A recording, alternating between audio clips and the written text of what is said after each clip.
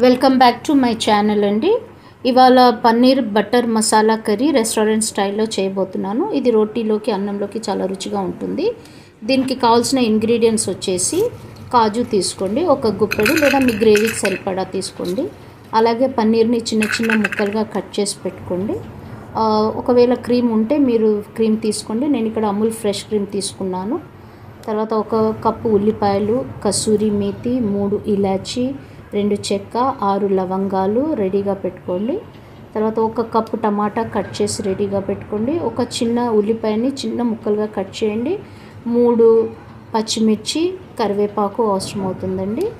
అదేవిధంగా Amul butter 2 spoons సరిపోతుంది. 6 వెల్లుల్లి రెబ్బలు, 2 చిన్న అల్లం ముక్కలు తీసుకొని రెడీ చేసి పెట్టుకోండి. ఒక జార్లో బిర్యానీ ఆకు, తర్వాత 2 చెక్క, ఇందాక మనం పెట్టుకున్న చెక్కలు, 6 లవంగాలు వేసేయండి. తర్వాత కాజు, మనం ఇందాక రెడీ చేసి పెట్టుకున్న ఉల్లిపాయలు, టమాటో ముక్కలు వేసేసి అందులో వెల్లుల్లి రెబ్బలు, అల్లం, ఇలాచీ, ఇందాక 3 ఇలాచీలు అన్నాను కదండి, అది కూడా వేసి ఉప్పు, 1.5 స్పూన్ ఉప్పు, 2 స్పూన్ల కారం మీ ఆప్షనల్ అండి, మీ ఇష్టము, మీ టేస్ట్ తగ్గట్టు వేసుకోండి.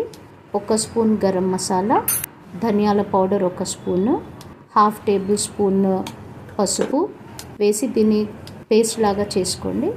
ఒక బాండీ స్టవ్ మీద పెట్టేసుకొని 2 స్పూన్స్ ఆయిల్, 2 స్పూన్స్ బటర్ వేయండి.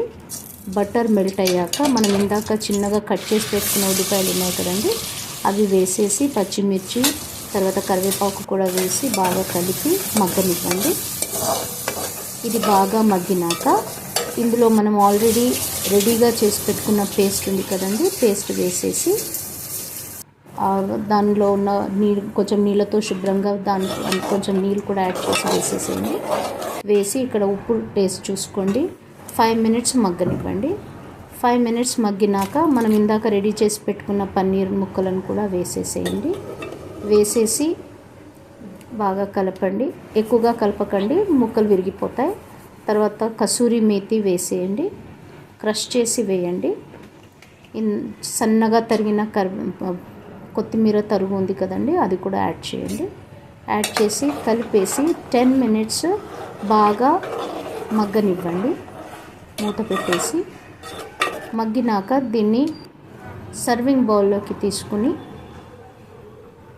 కొత్తిమీరతో గార్నిష్ చేసుకుని రోటీలోకి అయినా అన్నంలోకైనా చాలా టేస్టీగా ఉంటుందండి. నచ్చితే సబ్స్క్రైబ్ మై ఛానల్ అండి. Thanks for watching. It shows your love and affection. Thank you.